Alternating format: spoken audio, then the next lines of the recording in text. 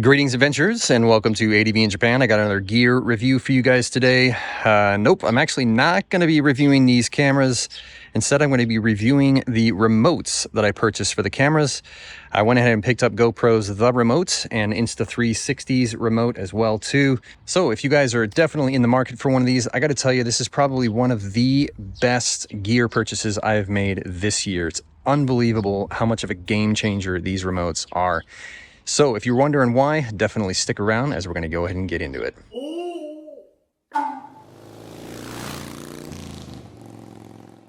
So one of the big reasons why I decided to pick these up is, well, first and foremost, I mount, especially the Insta360, I mount this in places on my bike where I can't get access to while I'm riding.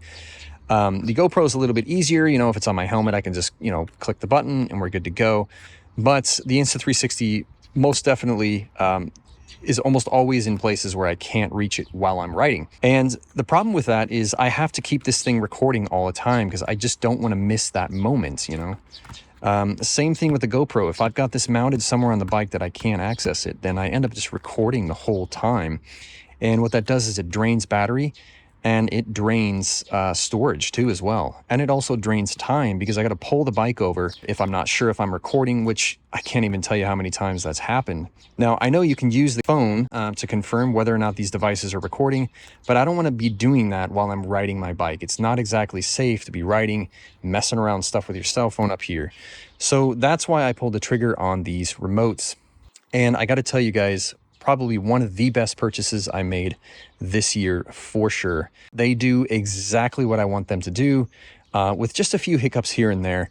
So I'm going to go over some of the advantages and disadvantages of both of these remotes. So let's go ahead and get into it. Okay, so as you can see, I've got the remotes on the handlebars here.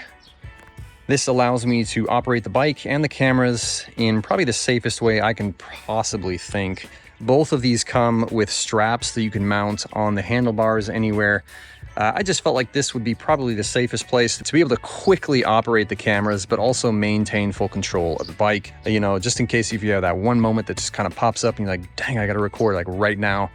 You're not fussing around trying to find where the remote is. You can keep your eyes on the road and just literally hit that button and you're good to go. So I decided to mount these essentially with some 3M industrial strength kind of Velcro tape. And so far these have held up in 32 degrees Celsius weather, which is really, really hot. Just in case though, I have got a tether on these to keep these from, being lost forever. All right, so let's go ahead and get into the functioning of these remotes and why they are so freaking awesome. All right, so first when you get these remotes, you have to put them in pair mode and you have to connect them to these cameras. Once you do that, you only have to do it once, then these cameras will recognize these remotes every single time. So these remotes will function primarily in two different contexts. They'll function with the cameras in the off mode, and they will also function with the cameras in the on mode as well too. And whichever mode that you decide to do, depending on that mode that you're in, pressing this button will return the camera back to that default mode. So this is kind of your record button, right? It looks the exact same on each remote.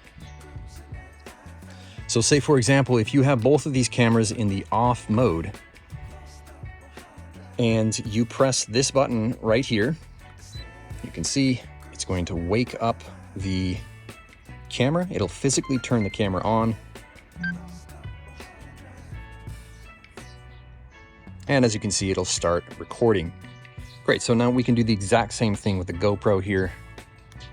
So pressing that button. Good, so pressing the GoPro remote has turned the camera on. And we're recording. Pressing again, turns it right off. Same thing here. Press it again. And this will turn off the Insta360. So essentially, if you have these in the off state and you press that red button to record, it'll turn the camera on. If you press it again, it'll return it back to the off state. This has saved me so much battery. It has saved me time. It has saved me storage as well too. Probably the best way to use these remotes is in this manner, with the cameras off. Now, you can use these by turning them on manually first. So turning on the Insta360 and turning on the GoPro. So let's go ahead and do this with the GoPro here.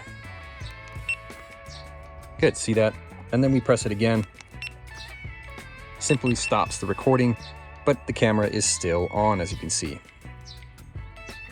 Same thing over here. So we press the button. And we start recording. Press it again. Stops the recording, but leaves the camera on. So those are the two different states that you can use the camera. I highly recommend using it in the first state that I showed you, simply because you're going to save battery and you're going to save storage as well too. In one typical 2-3 hour ride, I'd have gone through 2 batteries on this for a 2.5 to 3 hour ride. Today, I didn't even go through 1 battery, and I just barely went through 1 battery on this guy. So saving tons of battery power and tons of storage. So definitely I recommend running these remotes in the default mode where these are off. So these remotes all also have a couple other functions here. They've got for the GoPro, well, for both of these actually, I believe, you can get into a settings menu here and you can mess around with some of the settings. The GoPro remotes here, you can actually change the orientation on this screen. So if you want to mount it this way or mount it that way, yeah, you can see the orientation there is switching. You can change the language. And then of course you can reset the actual remote to pair with another GoPro. Both of these can handle multiple devices at the same time. Just like the GoPro, as I mentioned, there's also, you can change the mode. You can change, whether you want to do photos or videos as well too. So that's definitely an option there as well too. Some of the differences between these remotes. So the GoPro does not have a backlit screen, which I really don't care for because I don't ride this bike at night. This does have a backlit screen. It's a little bit easier to see in my opinion, but honestly, I don't really care. It's not a huge thing for me again, because I'm not really riding at night. The other thing too is to keep in mind that the GoPro remote is almost like, it's literally within 3 seconds, the camera is on and it's recording. 2, 3, 4, 5. So 5 seconds. Within 5 seconds, the camera is already recording. The same thing when you turn it off. It literally turns off right there, saving power quite a bit. The Insta360 remote, however, has got some quirks and I haven't quite figured it out.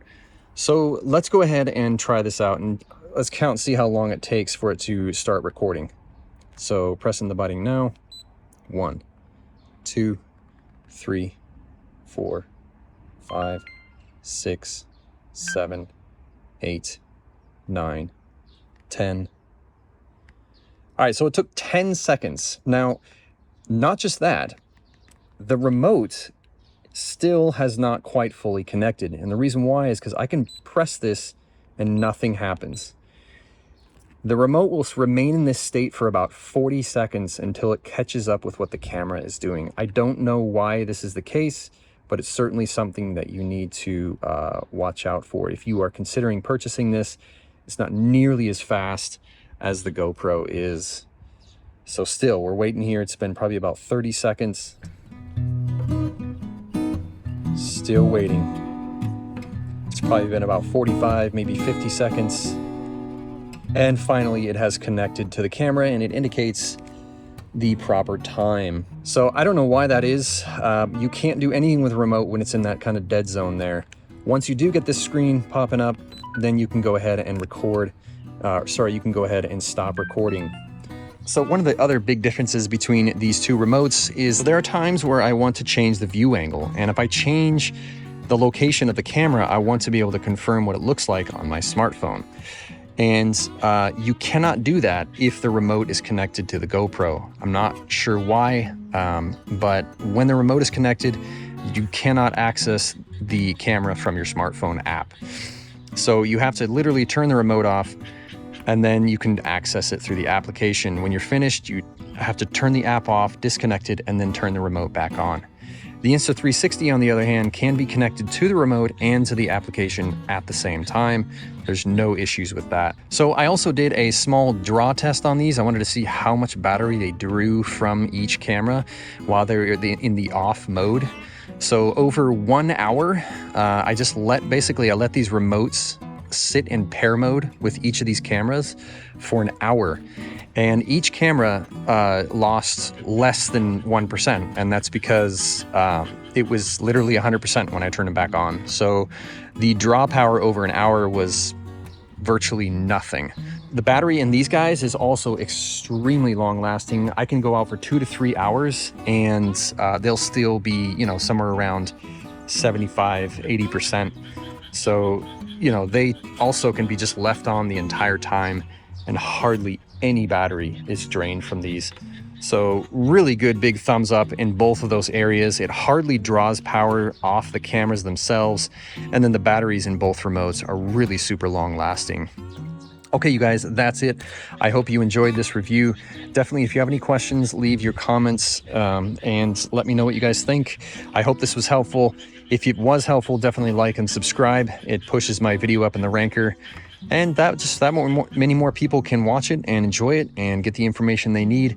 So yeah, great. Thanks for sticking around, you guys. And until next time, this is ADB in Japan, out.